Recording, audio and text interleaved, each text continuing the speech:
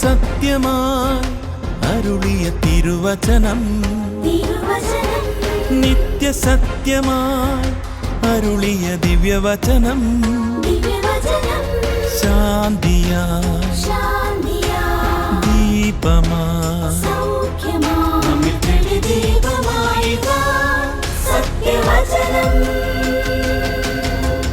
വിടുതലായി രക്ഷയായി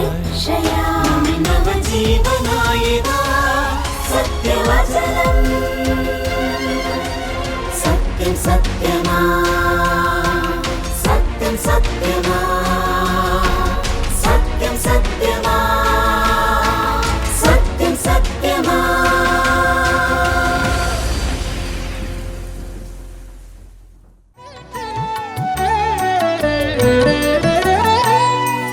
നീലവാനിൽ ജീവനാഥൻ മേഘത്തേരിൽ വരും വിരവിൽ, നീലവാനിൽ ജീവനാഥൻ മേഘത്തേരിൽ വരും വിരവിൽ, നീലവാനിൽ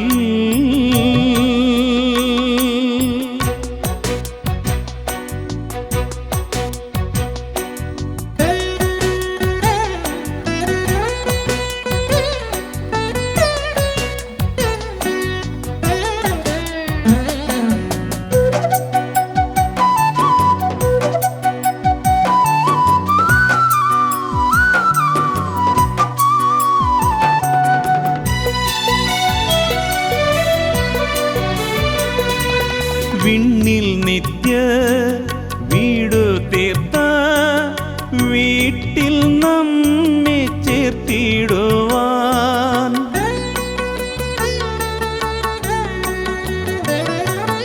വിണ്ണിൽ നിത്യ വീടു തീർത്ത വീട്ടിൽ നമ്മെ ചേർത്തിടുവാൻ, തേജസ്സിൽ യേശു വരും, തേജസ്സിൽ യേശു വരും. Hallelujah hallelujah. നിസപനി മപഗമ നിസഗമ പനിസ, നീലവാനിൽ ജീവനാഥൻ മേഘത്തേരിൽ വരും വിരവിൽ, നീലവാനിൽ. സത്യം സത്യമായി എന്ന ദൈവവചന സന്ദേശത്തിലേക്ക് സ്വാഗതം. സത്യം സത്യമാ. കർത്താവായ യേശു ക്രിസ്തുവിൻ്റെ നാമത്തിൽ എല്ലാവർക്കും സ്നേഹവന്ദനം. പുതുതായി ജനിച്ചില്ല എങ്കിൽ ആർക്കും ദൈവരാജ്യം കാണുവാൻ കഴിയുകയില്ല. ഇത് കർത്താവായ യേശു ക്രിസ്തുവിൻ്റെ വളരെ പ്രസിദ്ധമായ ഒരു പ്രസ്താവനയാണ്. യേശു ക്രിസ്തുവിൻ്റെ പരസ്യ ജീവിതകാലത്ത് കർത്താവായ യേശു ക്രിസ്തുവിനെ നേരിട്ട് സമീപിച്ച് ആശയവിനിമയങ്ങൾ നടത്തിയ ധാരാളം മനുഷ്യരുടെ ചരിത്രം പുതിയ നിയമത്തിൽ നമുക്ക് വായിക്കാൻ കഴിയും. അതിൽ വളരെ പ്രസിദ്ധനായ ഒരു മനുഷ്യനാണ് യഹൂദ പ്രമാണിയും ഉപദേഷ്ടാവുമായിരുന്ന നിക്കോദേമോസ് എന്ന വ്യക്തി. കർത്താവായ യേശു ക്രിസ്തുവുമായി താൻ അഭിമുഖമായി സംസാരിച്ച ഒരു വ്യക്തിയാണ്. താനുമായി നടത്തിയ സംഭാഷണ ചരിത്രം യോഹന്നാൻ്റെ സുവിശേഷം 3-ാം അധ്യായം 1 മുതൽ ഉള്ള വാക്യങ്ങളിൽ നമുക്ക് കാണുവാൻ സാധിക്കുന്നതാണ്. അവിടെ യേശുക്രിസ്തുവും നിക്കോദേമോസും തമ്മിൽ നടത്തിയ സംഭാഷണമാണ് യോഹന്നാൻ രേഖപ്പെടുത്തിയിരിക്കുന്നത്. ആ സംഭാഷണ മധ്യേ നമ്മുടെ കർത്താവായ യേശുക്രിസ്തു നിക്കോദേമോസിനോട് പറഞ്ഞ ഒരു പ്രസ്താവനയാണ് പ്രാരംഭത്തിൽ ഞാൻ നിങ്ങളോട് പറഞ്ഞത്. പുതുതായി ജനിക്കുന്നില്ല എങ്കിൽ ദൈവരാജ്യം കാണുവാൻ ആർക്കും കഴിയുകയില്ല. ആ സംഭാഷണത്തെ രേഖപ്പെടുത്തിയിരിക്കുന്ന യോഹന്നാൻ്റെ സുവിശേഷം 3-ാം അധ്യായത്തിൽ നിന്ന് ചില വസ്തുതകൾ നിങ്ങളുമായി ചൂണ്ടിക്കാണിക്കുവാൻ ഞാൻ ആഗ്രഹിക്കുകയാണ്. ഒന്നാമതായി നിക്കോദേമോസിനെ സംബന്ധിച്ച് ചില കാര്യങ്ങൾ പറയുവാൻ ഞാൻ ആഗ്രഹിക്കുന്നു. നിക്കോദേമോസിനെ കുറിച്ച് പറയാവുന്ന 2 പ്രധാനപ്പെട്ട നല്ല കാര്യങ്ങൾ ഞാൻ അവിടെ നിന്ന് ചൂണ്ടിക്കാണിക്കാം. ഒന്നാമത്തെ കാര്യം, ആത്മീക കാര്യങ്ങൾ ചർച്ച ചെയ്യുവാനാണ് കർത്താവായ യേശു ക്രിസ്തുവിൻ്റെ അടുക്കൽ നിക്കോദേമോസ് വന്നത്. പരീശന്മാരുടെ കൂട്ടത്തിൽ യഹൂദ പ്രമാണിയായിരിക്കുന്ന വ്യക്തിയാണ് നിക്കോദെമോസ്. ആ നിക്കോദെമോസ് കർത്താവായ യേശുക്രിസ്തുവിൻ്റെ അടുക്കൽ ആത്മീക കാര്യങ്ങൾ ചർച്ച ചെയ്യുവാൻ വന്നു എന്നുള്ളത് തന്നെ ഒരു മഹത്വകരമായിരിക്കുന്ന കാര്യമാണ്. ആധുനിക മനുഷ്യൻ ലോകത്തിലെ തിരക്കിൻ്റെയും ബദ്ധപ്പാടിൻ്റെയും മധ്യത്തിൽ അവഗണിക്കുന്ന ഒരു കാര്യമാണ് ആത്മീക വിഷയങ്ങളെക്കുറിച്ചുള്ള ചർച്ചകളും സംഭാഷണങ്ങളും. ആ നിലയിൽ നിക്കോദെമോസിൻ്റെ മനോഭാവം വളരെ പ്രശംസനീയമായിരിക്കുന്ന ഒരു മനോഭാവമാണ്. രാഷ്ട്രീയ വിഷയങ്ങളോ സാമൂഹ്യ കാര്യങ്ങളോ അല്ല നിക്കോദെമോസ് കർത്താവായ യേശുക്രിസ്തുവുമായി ചർച്ച ചെയ്യുവാനായി വന്നത്. പരീശപ്രമാണിയും ഉപദേഷ്ടാവുമായ ഒരാൾക്ക് ഇത് ചർച്ച ചെയ്യേണ്ട ആവശ്യം എന്താണ് എന്ന് ഒരുപക്ഷെ നാം ചോദിക്കാം. എന്നാൽ അതിന് കാരണം അത്രമാത്രം അദ്ദേഹത്തിൻ്റെ ഹൃദയം ആത്മീക വിഷയങ്ങളിൽ വ്യാപരിച്ചിരുന്നു എന്നുള്ളതാണ് എന്ന് മനസ്സിലാക്കാൻ കഴിയും. താൻ സാധാരണ പരീശന്മാരും ശാസ്ത്രിമാരും കർത്താവിനെ സമീപിച്ച് വാക്കിൽ കൊടുക്കുവാനും അതുപോലെ തന്നെ കർത്താവിനെ കുറ്റപ്പെടുത്തുവാനും ശ്രമിച്ചതുപോലെ കർത്താവിനെ സമീപിച്ച ഒരു വ്യക്തിയല്ല. ആത്മീക വിഷയങ്ങൾ ആത്മാർത്ഥമായി ചർച്ച ചെയ്യുക എന്ന ഉദ്ദേശത്തിലും ലക്ഷ്യത്തിലുമാണ് യേശുക്രിസ്തുവിൻ്റെ അടുക്കൽ നിക്കോദെമോസ് വരുന്നത്. ഇത് നിക്കോദെമോസിനെ സംബന്ധിച്ച് വളരെ പ്രശംസനീയമായ ഒരു പ്രധാനപ്പെട്ട കാര്യം തന്നെയാണ്. രണ്ടാമത്തെ കാര്യം, യേശുക്രിസ്തുവിൻ്റെ അത്ഭുത പ്രവൃത്തികളുടെ അർത്ഥം ശരിയായ നിലയിൽ മനസ്സിലാക്കിയ വ്യക്തിയായിരുന്നു ഈ നിക്കോദെമോസ്. 3-ാം അധ്യായത്തിൽ നമ്മൾ വായിക്കുന്നത് കർത്താവിനെ സമീപിച്ച നിക്കോദെമോസ് ഇപ്രകാരമാണ് പറയുന്നത്: റബ്ബി, നീ ദൈവത്തിൻ്റെ അടുക്കൽ നിന്ന് ഉപദേഷ്ടാവായി വന്നിരിക്കുന്നു എന്ന് ഞങ്ങൾ അറിയുന്നു.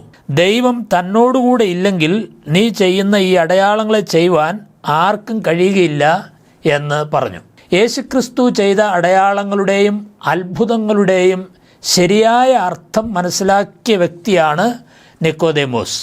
യേശുക്രിസ്തു ദൈവത്തിൻ്റെ അടുക്കൽ നിന്ന് ഉപദേഷ്ടാവായി വന്നിരിക്കുന്നു എന്നുള്ളത് കർത്താവായ യേശുക്രിസ്തു ചെയ്തതായിരിക്കുന്ന അത്ഭുതങ്ങളും അടയാളങ്ങളും അതിൻ്റെ തെളിവായി താൻ ചൂണ്ടിക്കാണിക്കുകയാണ്. ആ നിലയിൽ യേശുക്രിസ്തുവിനെ ദൈവത്തിൻ്റെ അടുക്കൽ നിന്ന് വന്ന ദൈവത്തിൻ്റെ വക്താവായി നിക്കോദെമോസ് പരിഗണിക്കുകയാണ് ചെയ്യുന്നത് എന്ന് നമുക്കറിയാം. ദൈവം അയച്ചവനാണ് യേശുക്രിസ്തു എന്നതിൻ്റെ തെളിവാണ് യേശുക്രിസ്തു ചെയ്തതായിരിക്കുന്ന അത്ഭുതങ്ങളും അടയാളങ്ങളും. ഇന്ന് ലോകത്തിൽ അനേക ആളുകൾക്കും മനസ്സിലാകാത്ത ഒരു പ്രധാനപ്പെട്ട കാര്യമാണ് നിക്കോദെമോസ് മനസ്സിലാക്കിയത്. കർത്താവ് ചെയ്തതായിരിക്കുന്ന അത്ഭുതങ്ങളും അടയാളങ്ങളും സാധാരണ ആളുകളുടെ വിശ്വാസത്തിൻ്റെ ഫലമായി ചെയ്തു എന്നാണ് പൊതുവെ ആളുകൾ പറയാറുള്ളത്. എന്നാൽ യേശുക്രിസ്തു ചെയ്ത അത്ഭുതങ്ങളും അടയാളങ്ങളും വിശ്വാസത്തിൻ്റെ തെളിവായി കർത്താവ് ചെയ്തതല്ല. യഥാർത്ഥത്തിൽ താൻ ആരാണ്, താൻ എവിടെ നിന്നാണ് വന്നത്, താൻ എങ്ങനെയുള്ള വ്യക്തിയാണ് എന്നാളുകളെ ബോധ്യപ്പെടുത്തുക എന്ന ലക്ഷ്യത്തിലാണ് കർത്താവ് അടയാളങ്ങളും അത്ഭുതങ്ങളും ചെയ്തത്. ആ വിലയേറിയ സത്യം ഗ്രഹിച്ച മനുഷ്യനാണ് യഹൂദ പ്രമാണിയായിരിക്കുന്ന നിക്കോദെമോസ്. ഇന്ന് ലോകത്തിൽ അനേകർക്കും ഗ്രഹിക്കാൻ കഴിയാത്ത ഒരു വിലയേറിയ സത്യമാണ് അദ്ദേഹം ഗ്രഹിച്ചത് എന്ന് നമുക്ക് മനസ്സിലാക്കാൻ സാധിക്കുന്നതാണ്. ദൈവം അയച്ചു എന്ന് അടയാളങ്ങളാലും അത്ഭുതങ്ങളാലും തെളിവ് നൽകിയ കർത്താവായ യേശുക്രിസ്തുവിനോടാണ് തൻ്റെ ആത്മീക കാര്യങ്ങൾ സംസാരിക്കുവാനായി താൻ വന്നത് എന്നുള്ളത് വളരെ പ്രശംസനീയമായിരിക്കുന്ന ഒരു വിഷയം തന്നെയാണ്. ശരിയായ ആളിനെ തന്നെയാണ് താൻ സമീപിച്ചിരിക്കുന്നത് എന്ന കാര്യം നമുക്കിതിൽ നിന്ന് മനസ്സിലാക്കാം. എന്നാൽ നിക്കോദെമോസിനെക്കുറിച്ച് പ്രശംസനീയമായ ഈ കാര്യങ്ങൾ പറയാൻ നമുക്ക് കഴിയുമെങ്കിലും അദ്ദേഹത്തെക്കുറിച്ച് ദുഃഖകരമായ ചില വസ്തുതകളും ഈ ഭാഗത്ത് നിന്ന് നമുക്ക് മനസ്സിലാക്കാൻ കഴിയുന്നതാണ്. ഒന്നാമതായി, ആത്മരക്ഷയെക്കുറിച്ചുള്ള ബാലപാഠം പോലും അറിയാൻ പാടില്ലാത്ത ഒരു വ്യക്തിയായിരുന്നു ഈ യഹൂദ പ്രമാണിയായ നിക്കോദെമോസ് എന്ന് ഈ സംഭാഷണത്തിൽ നിന്ന് നമുക്ക് മനസ്സിലാക്കാൻ സാധിക്കും. യേശുവിനെ സമീപിച്ച നിക്കോദെമോസിനോടുള്ള യേശുവിൻ്റെ പ്രതികരണമാണ് തുടക്കത്തിൽ തന്നെ ഞാൻ പറഞ്ഞത്. എന്താണ് ആ പ്രതികരണം? പുതുതായി ജനിച്ചില്ല എങ്കിൽ ദൈവരാജ്യം കാണുവാൻ ആർക്കും കഴിയുകയില്ല. കർത്താവിനെ സമീപിച്ചതായിരിക്കുന്ന നിക്കോദെമോസിനോടുള്ള കർത്താവിൻ്റെ ആദ്യത്തെ പ്രതികരണം അതാണ്. പുതുതായി ജനിച്ചില്ല എങ്കിൽ ദൈവരാജ്യം കാണുവാൻ ആർക്കും കഴിയുകയില്ല. കർത്താവ് പറഞ്ഞതായിരിക്കുന്ന ഈ കാര്യം ആത്മീകമാണോ ഭൗതികമാണോ എന്ന് പോലും നിക്കോദേമോസിന് വേണ്ട വിധത്തിൽ ഗ്രഹിക്കുവാൻ കഴിയുന്നില്ല. ഇന്നും ഇതുപോലെയുള്ള നിക്കോദേമോസുമാർ ധാരാളം ലോകത്തിലുണ്ട് എന്നുള്ളത് ഒരു വസ്തുതയാണ്. ബൈബിൾ അധ്യാപകരെങ്കിലും പണ്ഡിതരെങ്കിലും മതനേതാക്കന്മാരെങ്കിലും ആത്മരക്ഷയെക്കുറിച്ചുള്ള ബാലപാഠങ്ങൾ പോലും മനസ്സിലാകാത്ത ധാരാളം ആളുകൾ ഇന്ന് ലോകത്തിൽ ക്രിസ്തീയ സമൂഹങ്ങൾ ഉൾപ്പെടെയുള്ള മതപരമായ ലോകത്തിലുണ്ട് എന്ന് പറയാതിരിക്കാൻ കഴിയില്ല. ഒരിക്കലും അമേരിക്ക സന്ദർശിച്ച ഒരു ക്രൈസ്തവ മതത്തിൻ്റെ നേതാവ് അമേരിക്ക സന്ദർശിച്ചപ്പോൾ അവിടെയുള്ള പത്രലേഖകർ അദ്ദേഹത്തോട് ചോദിച്ചു, അങ്ങ് മരിച്ചാൽ സ്വർഗത്തിൽ പോകുമോ എന്ന് ചോദിച്ചു. അതിനുള്ള ഉറപ്പുണ്ടോ? അപ്പോൾ അദ്ദേഹം പറഞ്ഞു, പോകുമെന്നാണ് എൻ്റെ പ്രതീക്ഷ. എന്തുകൊണ്ടാണ് അങ്ങനെ പ്രതീക്ഷിക്കുന്നത് എന്ന് ചോദിച്ചപ്പോൾ തൻ്റെ മതത്തിലുള്ളതായിരിക്കുന്ന വിശ്വാസികളുടെ പ്രാർത്ഥന കൊണ്ട് താൻ സ്വർഗത്തിൽ പോകും എന്നാണ് തൻ്റെ പ്രതീക്ഷ എന്നാണ് അദ്ദേഹം മറുപടി നൽകിയത്. കർത്താവായ യേശുക്രിസ്തുവിലുള്ള വിശ്വാസത്താൽ രക്ഷ സ്വന്തമാക്കാമെന്ന ലളിതമായിരിക്കുന്ന സുവിശേഷ സത്യം ഇന്ന് പല മതനേതാക്കൾക്കും മനസ്സിലാകാത്ത ഒരു വിലയേറിയ സത്യമാണ്. ക്രൈസ്തവ മതസമൂഹങ്ങളിലുള്ളവരിൽ പോലും പല മതനേതാക്കന്മാർക്കും ഈ സത്യം മനസ്സിലായിട്ടില്ല എന്നുള്ളത് ഒരു വലിയ കാര്യം തന്നെയാണ്. യേശുക്രിസ്തുവിലുള്ള വിശ്വാസത്താൽ രക്ഷ സൗജന്യമായി പ്രാപിക്കാൻ സാധിക്കും എന്നുള്ള കാര്യം മനസ്സിലാകാത്ത മതനേതാക്കന്മാർക്ക് എങ്ങനെയാണ് തങ്ങളുടെ അനുയായികളെ രക്ഷാമാർഗത്തിലേക്ക് നയിക്കാനായിട്ട് സാധിക്കുക എന്നുള്ളത് ചിന്തനീയമായിരിക്കുന്ന ഒരു കാര്യം തന്നെയാണ്. ഒരിക്കൽ ഒരു രാജാവ് ഒരു മന്ത്രിയുടെ കയ്യിൽ ഒരു മാന്ത്രിക വടി നൽകിക്കൊണ്ട് ഇപ്രകാരം പറഞ്ഞു, എൻ്റെ രാജ്യത്തുള്ള ആളുകളെ ഇൻ്റർവ്യൂ ചെയ്ത് ഏറ്റവും വിഡ്ഢിയായിരിക്കുന്ന മനുഷ്യനെ കണ്ടെത്തി ഈ മാന്ത്രിക വടി അവനെ ഏൽപ്പിക്കുക എന്ന് പറഞ്ഞു. മന്ത്രി ആ വടിയുമായി രാജ്യത്ത് ഉടനീളം സഞ്ചരിച്ച് അനേകരെ ഇൻ്റർവ്യൂ ചെയ്തു.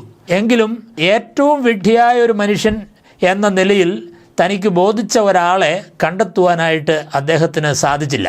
അങ്ങനെ ഇരിക്കെ രാജാവ് രോഗിയായി മരണാസന്നനായി കിടക്കുന്ന സമയത്ത് മന്ത്രി തിരിച്ച് രാജകൊട്ടാരത്തിലേക്ക് വന്ന സമയം രാജാവ് അന്ത്യശ്വാസം വലിച്ചുകൊണ്ടിരിക്കുകയാണ്.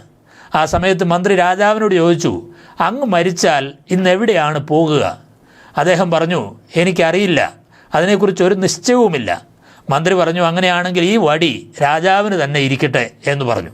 മരണത്തിനപ്പുറമുള്ള ജീവിതത്തെക്കുറിച്ച് യാതൊരുവിധ ഉറപ്പും ബോധ്യവുമില്ലാതെ ജീവിക്കുന്ന മനുഷ്യനാണ് തൻ്റെ രാജ്യത്തെ ഏറ്റവും വിഡ്ഢിയായിരിക്കുന്ന മനുഷ്യൻ എന്നാണ് ആ മന്ത്രി കണ്ടെത്തിയത്. ഇതുപോലെയാണ് ലോകത്തിൽ വലിയ പണ്ഡിതന്മാരും മതനേതാക്കന്മാരും ഒക്കെ ഉണ്ടെങ്കിലും മരണത്തിനപ്പുറമുള്ള ജീവിതത്തെക്കുറിച്ച് ഈ ലോകത്തിൽ വെച്ച് ഉറപ്പും നിർണയവും പ്രാപിക്കാത്ത ആളുകളാണ് ലോകത്തിലെ ഏറ്റവും വിഡ്ഢികളായ മനുഷ്യർ എന്ന് തന്നെ പറയേണ്ടതായിട്ട് ഇരിക്കുന്നു. നിക്കോദേമോസ് ഒരു മതനേതാവാണ്, മതപണ്ഡിതനാണ്, അതുപോലെ മതപരമായ ആചാര അനുഷ്ഠാനങ്ങൾ നിവർത്തിക്കുന്ന ഭക്തനായിരിക്കുന്ന ഒരു വ്യക്തിയാണ്. എങ്കിലും തൻ്റെ രക്ഷയെക്കുറിച്ചും തൻ്റെ നിത്യതയെക്കുറിച്ചും തൻ്റെ മരണാനന്തര ജീവിതത്തെക്കുറിച്ചും വ്യക്തമായ ധാരണകളോ ഉറപ്പോ ഇല്ലാത്ത ഒരു വ്യക്തിയായിരുന്നു അദ്ദേഹം എന്ന് കർത്താവിൻ്റെ സംഭാഷണത്തോടുള്ള അദ്ദേഹത്തിൻ്റെ പ്രതികരണത്തിൽ നിന്ന് നമുക്ക് മനസ്സിലാക്കാനായിട്ട് സാധിക്കും. യേശുക്രിസ്തു ആ മനുഷ്യനോട് പറഞ്ഞത്, വളരെ ഭക്തനാണ് ഇദ്ദേഹമെങ്കിലും നിക്കോദേമോസിനോട് പറയുന്നത്, പുതുതായി ജനിച്ചില്ല എങ്കിൽ ദൈവരാജ്യം കാണുവാൻ ആർക്കും കഴിയുകയില്ല. വളരെ വൃദ്ധനായിരിക്കുന്ന മനുഷ്യനോട്, ഭക്തനായിരിക്കുന്ന മനുഷ്യനോട്, മതനേതാവിനോട്, ഒരു മത ഉപദേഷ്ടാവിനോട് പുതുതായി ജനിക്കാതെ ദൈവരാജ്യം കാണുവാൻ കഴിയുകയില്ല എന്ന് കർത്താവ് തുറന്നടിച്ച് പറയുകയാണ്. മതകാര്യങ്ങളിൽ വളരെ ശുഷ്കാന്തിയുള്ള ഒരു മനുഷ്യനാണ് അദ്ദേഹം. മറ്റുള്ളവരെ മതകാര്യങ്ങൾ പഠിപ്പിക്കുന്ന ഒരു ഉപദേഷ്ടാവാണ് അദ്ദേഹം. പക്ഷേ ദൈവരാജ്യത്തിൽ പ്രവേശിക്കാൻ യോഗ്യതയില്ലാത്തവനാണ് എന്ന കാര്യമാണ് കർത്താവ് ആ മനുഷ്യനോട് പറയുന്നത്. ഇത് നിക്കോദേമോസിനെക്കുറിച്ചും ഇന്ന് അനേക മതവിശ്വാസികളെക്കുറിച്ചും മതനേതാക്കന്മാരെക്കുറിച്ചും പറയാവുന്ന ദുഃഖകരമായിരിക്കുന്ന ഒരു കാര്യമാണ്. ലോകത്തിൽ തങ്ങൾ വിശ്വസിക്കുന്ന, തങ്ങൾ ജനിച്ചു വളർന്ന മതത്തെക്കുറിച്ചും മതപാരമ്പര്യങ്ങളെക്കുറിച്ചും പ്രശംസിക്കുന്നവരായിരിക്കുന്ന ആളുകൾക്ക് പലപ്പോഴും അവരുടെ രക്ഷയെക്കുറിച്ചോ നിത്യതയെക്കുറിച്ചോ യാതൊരു ഉറപ്പും ഇല്ലാതെയാണ് ജീവിക്കുന്നത്. പുതുതായി ജനിക്കാതെ ആർക്കും ദൈവരാജ്യത്തിൽ പ്രവേശിക്കുവാനായിട്ട് സാധിക്കുകയില്ല. വീണ്ടും ജനിക്കണം. അതാണ് കർത്താവ് ദൈവരാജ്യത്തിൽ പ്രവേശിക്കാനുള്ള യോഗ്യതയായി പറയുന്നത്. ഒന്നാമത്തെ ജനനത്തിൽ അഥവാ സ്വാഭാവിക ജനനത്തിൽ എല്ലാവരും പാപികളും ശിക്ഷായോഗ്യരുമായി ഈ ലോകത്തിൽ ജനിക്കുന്നതുകൊണ്ടാണ് കർത്താവ് പുതുതായി ജനിക്കണം എന്ന് പറയുവാനായിട്ടിടയായത്. ഒരു ആത്മീക ജനനത്തിൽ കുറഞ്ഞ ഒരു കാര്യം കൊണ്ടും ഒരു വ്യക്തിക്ക് ദൈവരാജ്യത്തിൽ പ്രവേശിക്കുവാനായിട്ട് സാധിക്കുകയില്ല. നാം നമ്മിൽ തന്നെ ദൈവരാജ്യത്തിൽ പ്രവേശിക്കുവാനുള്ള യാതൊരു അർഹതയും ഉള്ള ആളുകളല്ല.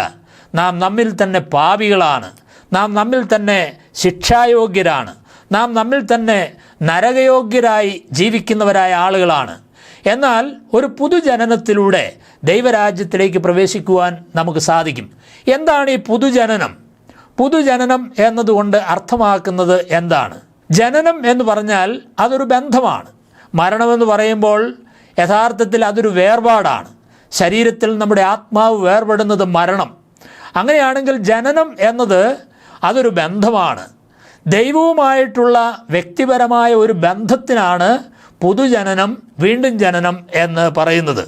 പുതുതായി ജനിക്കാത്ത മനുഷ്യരെല്ലാം പാപം നിമിത്തം ദൈവത്തിൽ നിന്ന് വേർപെട്ടവരാണ്, ദൈവത്തിൽ നിന്ന് അകന്നവരാണ്, പാപത്തിൻ്റെ പരിണിതഫലമായ ആത്മീക മരണത്തിന് വിധേയരാണ്.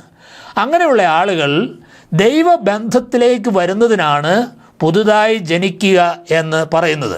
ഒരു ആത്മീക ജീവൻ വ്യക്തിയുടെ ഉള്ളിൽ പുതുതായി രൂപപ്പെടുന്നതാണ് യഥാർത്ഥത്തിൽ ഈ പുതുജനനത്തിൻ്റെ അടിസ്ഥാനം എന്നത്.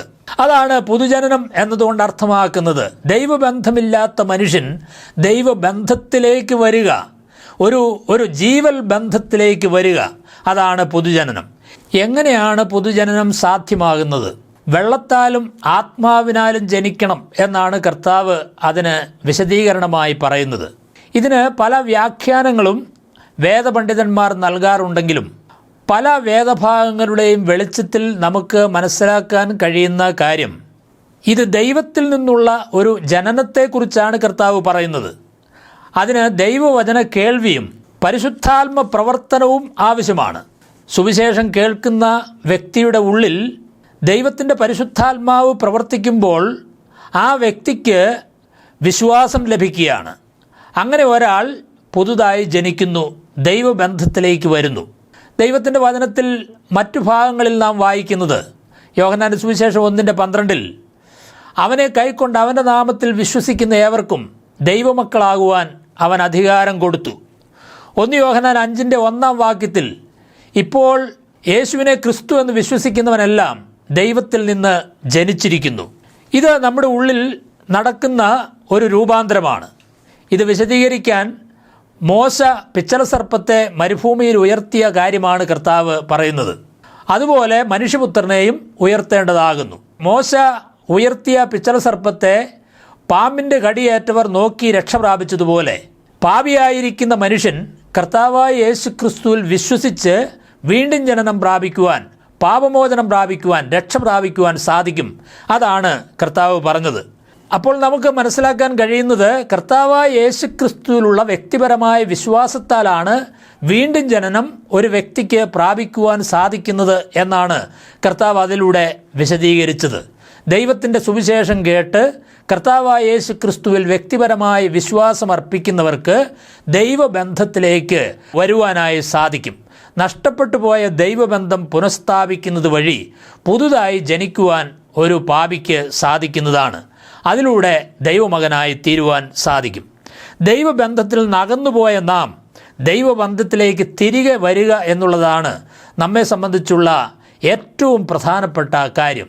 അതിനുള്ള മാർഗം കർത്താവായ യേശുക്രിസ്തുവിനെ രക്ഷകനായി ഹൃദയത്തിൽ സ്വീകരിക്കുക, യേശുവിനെ രക്ഷകനായി ഹൃദയത്തിൽ അംഗീകരിക്കുക, യേശുവിൽ വിശ്വസിച്ച് അവനിൽ ആശ്രയിക്കുന്ന ഏത് വ്യക്തിക്കും നഷ്ടപ്പെട്ടു പോയ ദൈവബന്ധത്തിലേക്ക് തിരികെ വരുവാനും ദൈവത്തിൻ്റെ മകനായി തീരുവാനും സാധിക്കും. ദൈവ മകനായി തീർന്ന വ്യക്തികൾക്കാണ് ദൈവരാജ്യത്തിൽ പ്രവേശിക്കുവാനായിട്ട് സാധിക്കുന്നത്. കർത്താവായ യേശു ക്രിസ്തുവിനെ രക്ഷിതാവും കർത്താവുമായി നിങ്ങൾ സ്വീകരിച്ചിട്ടില്ല എങ്കിൽ ഈ യേശുവിനെ രക്ഷകനായി സ്വീകരിച്ച് പുതുതായി ജനിച്ച് ദൈവത്തിൻ്റെ മകനായി തീർന്ന് ആ നിത്യമായിരിക്കുന്ന ദൈവബന്ധത്തിലേക്ക് വരുവാൻ സ്വർഗത്തിലെ വലിയവനായ ദൈവം നിങ്ങളെല്ലാവരെയും ധാരാളമായി അനുഗ്രഹിക്കട്ടെ എന്ന് ആത്മാർത്ഥമായി പ്രാർത്ഥിച്ചുകൊണ്ട് എൻ്റെ വാക്കുകൾ നിർത്തുന്നു. കർത്താവിൻ്റെ നാമത്തിന് മഹത്വം ഉണ്ടാകട്ടെ.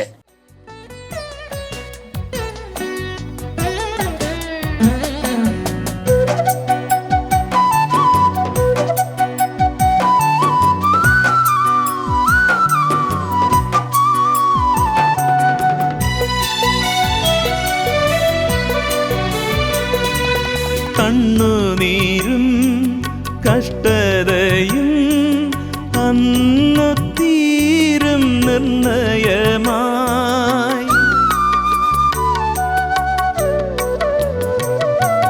കണ്ണുനീരും കഷ്ടതയും അന്നു തീരും നിർണയമായി. പിന്നെ എന്നും ആനന്ദമേ, പിന്നെ എന്നും ആനന്ദമേ. Hallelujah hallelujah.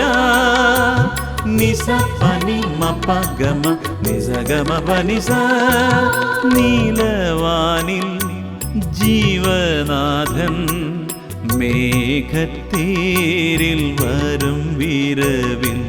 നീലവാനിൽ ജീവനാഥൻ മേഘത്തേരിൽ വരും വിരവിൽ. നീലവാനിൽ.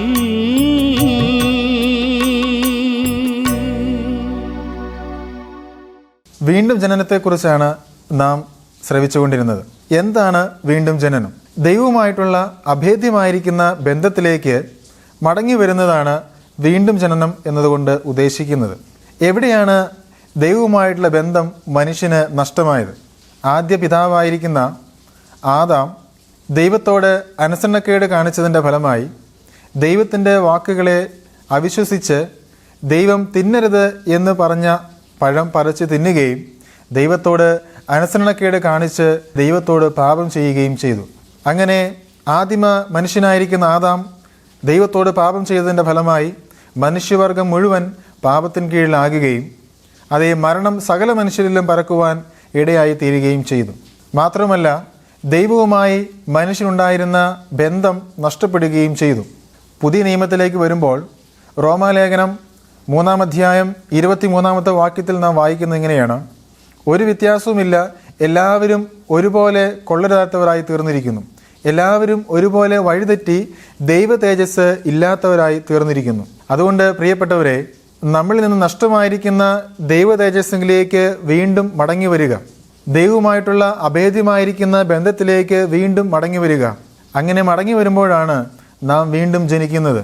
നിക്കോദേമസ് കർത്താവിനോട് ചോദിച്ചു, വീണ്ടും അമ്മയുടെ ഉദരത്തിൽ കയറി ജനിക്കുന്നത് എങ്ങനെ എന്ന് ചോദിച്ചു. അത് സാധിക്കുകയില്ല. എന്നാൽ കർത്താവായിരിക്കുന്ന യേശുക്രിസ്തുവിൻ്റെ ക്രൂശുമരണത്തിലുള്ള വിശ്വാസത്താൽ അതേ ആത്മീകമായിരിക്കുന്ന ജനനത്തെക്കുറിച്ചാണ് അതേ കർത്താവ് പറഞ്ഞിട്ടുള്ളത്. ആത്മീയമായി മരിച്ച മനുഷ്യന് ആത്മീകമായി വീണ്ടും ജനിക്കുവാനായിട്ട് സാധിക്കും. അത് മനുഷ്യൻ്റെ പാപത്തിന് പരിഹാരം വരുത്തി പാപത്തിന് ശാശ്വതമായിരിക്കുന്ന കർത്താവ് യേശുക്രിസ്തുവിൻ്റെ ക്രൂശുമരണത്തിൽ വിശ്വസിക്കുന്നത് വഴി പാപമോചനം ലഭിക്കുന്ന ആളുകൾക്ക്, മാനസാന്തരം ഉണ്ടാകുന്ന ആളുകൾക്ക്, കർത്താവ് യേശുക്രിസ്തുവിൽ വിശ്വാസമർപ്പിക്കുന്ന ആളുകൾക്ക് ആ വിശ്വാസത്താൽ ദൈവം ആ മനുഷ്യനെ നീതീകരിക്കുകയും അവനെ ദൈവമകനാക്കി തീർക്കുകയും ദൈവവുമായിട്ടുള്ള ബന്ധത്തിലേക്ക് വീണ്ടും വരികയുമാണ് ചെയ്യുന്നത്. അതുകൊണ്ട് പ്രിയപ്പെട്ടവരെ, എന്താണ് ചെയ്യേണ്ടതെന്ന് ചോദിച്ചാൽ നമ്മുടെ പാപത്തിന് പരിഹാരം വരുത്തുക എന്നുള്ളതാണ് ആദ്യമായി ചെയ്യുവാനായിട്ടുള്ളത്. മനുഷ്യൻ്റെ പാപത്തിന് പരിഹാരം വരുവാനായി സംശയമില്ലാതെ, ആശയക്കുഴപ്പങ്ങളില്ലാതെ വളരെ വ്യക്തമായി ദൈവജനം നമ്മോട് പറയുന്ന സത്യം, മനുഷ്യൻ്റെ പാപത്തിനു വേണ്ടി ഭൂമിയിൽ അവതരിച്ച രക്ഷകനാണ് കർത്താവായിരിക്കുന്ന യേശുക്രിസ്തു. മനുഷ്യൻ്റെ പാപത്തിൻ്റെ പരിഹാരത്തിനായി മറ്റൊരു മാർഗവും ശാശ്വതമായി ഇല്ല എന്നുള്ളത് നമുക്ക് കാണുവാനായിട്ട് സാധിക്കും. വാസ്തവത്തിൽ ദൈവമായിരുന്ന ദൈവത്തിൻ്റെ പുത്രനായിരിക്കുന്ന യേശുക്രിസ്തു ഈ ഭൂമിയിലേക്ക് ഒരു മനുഷ്യനായി താണ് ഇറങ്ങി വന്നു. നമ്മുടെ പാപങ്ങളെ ചുമന്നുകൊണ്ട് നമ്മുടെ സൗഖ്യത്തിനായി കർത്താവായ യേശുക്രിസ്തു ക്രൂശിൽ തകർക്കപ്പെട്ടത് നമ്മെ രക്ഷിക്കുവാനായിട്ടാണ്, നമ്മുടെ പാപത്തിന് പരിഹാരം വരുത്തുവാനായിട്ടാണ്. ഞാനും നിങ്ങളും മരിക്കേണ്ട സ്ഥാനത്ത് നമുക്ക് വേണ്ടി മരിച്ചവനാണ് കർത്താവായിരിക്കുന്ന യേശുക്രിസ്തു. അതുകൊണ്ട് തന്നെ കർത്താവായ യേശുക്രിസ്തുവിൽ വിശ്വസിക്കുന്ന ഏതൊരു വ്യക്തിക്കും പാപത്തിന് സമ്പൂർണ്ണമായിരിക്കുന്ന പരിഹാരം വരും. ഈ വചനങ്ങൾ നിങ്ങൾക്ക് അനുഗ്രഹമാകട്ടെ എന്ന് ഞങ്ങൾ ആശംസിക്കുന്നു, പ്രാർത്ഥിക്കുന്നു. നമുക്ക് ഒരുമിച്ച് പ്രാർത്ഥിക്കാം. ഞങ്ങളെ സ്നേഹിക്കുന്ന സ്വർഗീയ നല്ല പിതാവേ, കർത്താവായ യേശുക്രിസ്തു തൻ്റെ ഒന്നാം വരവെങ്കിൽ മനുഷ്യൻ്റെ പാപത്തിന് പരിഹാരം വരുത്തി അതേ കാൽവരി ക്രൂശിൽ മരിച്ച് മൂന്നാം നാൾ ഉയർത്തെഴുന്നേറ്റ് പിതാവിൻ്റെ വലത്ത് ഭാഗത്തിരുന്നു കൊണ്ട് ഇന്നും അതേ ഞങ്ങൾക്ക് വേണ്ടി പക്ഷപാതം ചെയ്യുന്നവനായ കർത്താവായ യേശുക്രിസ്തുവിനെ ഓർത്ത് സ്തോത്രം. കർത്താവെ, ഇന്ന് പ്രസംഗിക്കപ്പെട്ട ദൈവത്തിൻ്റെ സുവിശേഷം, കർത്താവായ യേശുക്രിസ്തുവിനെ കുറിച്ചുള്ള രക്ഷയുടെ വചനങ്ങൾ, ആ വചനങ്ങൾ കേട്ട ഓരോ ഹൃദയങ്ങളെയും പരിവർത്തനപ്പെടുത്തണമേ, മാനസാന്തരത്തിലേക്ക് നയിക്കണമേ എന്ന് അങ്ങോട്ട് ഞങ്ങൾ പ്രാർത്ഥിക്കുകയാണ്. ഹൃദയത്തിന് ആശ്വാസം പകരണമേ, സൗഖ്യങ്ങൾ അയക്കണമേ, അവിടുന്ന് വിടുതൽ നൽകണമേ എന്ന് അങ്ങോട്ട് ഞങ്ങൾ പ്രാർത്ഥിക്കുന്നു. ഒരു മനുഷ്യൻ്റെ ഏറ്റവും അടിസ്ഥാനപരമായിരിക്കുന്ന പ്രശ്നം അവൻ്റെ പാപമാണ്. ദൈവവുമായിട്ടുള്ള അഭേദ്യമായിരിക്കുന്ന ബന്ധത്തിലേക്ക് മടങ്ങി വരേണ്ടതിന് അവൻ്റെ പാപത്തിന് പരിഹാരം വരുത്തേണ്ടത് ആവശ്യമാണ് എന്ന ദൈവജനത്തിലൂടെ ഞങ്ങൾ മനസ്സിലാക്കുന്നു. എന്നാൽ കർത്താവായിരിക്കുന്ന യേശുക്രിസ്തുവിൽ വിശ്വസിക്കുന്ന ഏതൊരു വ്യക്തിക്കും പാപത്തിന് സമ്പൂർണ്ണമായിരിക്കുന്ന പരിഹാരമുണ്ട് എന്നതിനായി സ്തോത്രം. ഈ വചനങ്ങളെ കേൾക്കുന്ന ഞങ്ങളുടെ പ്രിയ സഹോദരി സഹോദരന്മാരെ കർത്താവ് അനുഗ്രഹിക്കണമേ. കർത്താവായ യേശുക്രിസ്തുവിൽ വിശ്വസിക്കുവാൻ, പാപങ്ങൾ ഏറ്റുപറയുവാൻ, മാനസാന്തരപ്പെടുവാൻ, രക്ഷ അനുഭവിക്കുന്ന ആളുകളായിട്ട് തീരുവാൻ, ജീവിതത്തിൻ്റെ യഥാർത്ഥമായിരിക്കുന്ന സമാധാനത്തിലേക്ക് കടന്നു വരുവാൻ കർത്താവ് സഹായിക്കണം എന്ന് അങ്ങോട്ട് ഞങ്ങൾ പ്രാർത്ഥിക്കുന്നു. പ്രാർത്ഥന കേട്ടതുകൊണ്ട് സ്തോത്രം. സകല പ്രാർത്ഥനകളും പുത്രനായ യേശുക്രിസ്തുവിൻ്റെ നാമത്തിൽ കൃപയോടെ സ്വീകരിക്കണമേ, സ്വർഗസ്ഥനായ ഞങ്ങളുടെ പിതാവേ, ആമേൻ. ഈ പ്രോഗ്രാം നിങ്ങൾക്ക് അനുഗ്രഹമായി എന്ന് ഞങ്ങൾ വിശ്വസിക്കുന്നു. നിങ്ങളുടെ വിലപ്പെട്ട അഭിപ്രായങ്ങളും നിർദ്ദേശങ്ങളും പ്രാർത്ഥന ആവശ്യങ്ങളും ഞങ്ങളെ അറിയിച്ചാലും ഞങ്ങൾ നിങ്ങൾക്ക് വേണ്ടി പ്രാർത്ഥിക്കുന്നതായിരിക്കും. ഞങ്ങളുമായി ബന്ധപ്പെടേണ്ട വിലാസം Agape Gospel Ministries 87 Maithri Nagar, Asramam, Kollam. Email ID satyamsatyamai@gmail.com. Phone number 8136936648. Bible സംബന്ധമായ നിങ്ങളുടെ സംശയങ്ങളും ചോദ്യങ്ങളും ഞങ്ങളുടെ വാട്സപ്പ് നമ്പറിലൂടെ ഞങ്ങളെ അറിയിച്ചാലും അതിനുള്ള ഉത്തരങ്ങൾ ഞങ്ങൾ നിങ്ങൾക്ക് നൽകുന്നതാണ്. അതോടൊപ്പം തന്നെ ഈ പ്രോഗ്രാമിൻ്റെ മറ്റ് സന്ദേശങ്ങളും പാട്ടുകളും കേൾക്കുവാനായി സത്യം സത്യമായി എന്ന ഫേസ്ബുക്ക് പേജും സത്യം സത്യമായി എന്ന യൂട്യൂബ് ചാനലും സന്ദർശിച്ചാലും ദൈവം നമ്മെ എല്ലാവരെയും അനുഗ്രഹിക്കുമാറാകട്ടെ. വചനം മഴയായി പെയ്തിറങ്ങും, സത്യം മലരായി ഇതൾവിടത്തും. സത്യം സത്യമാ, സത്യം സത്യമാ, സത്യം സത്യമാ.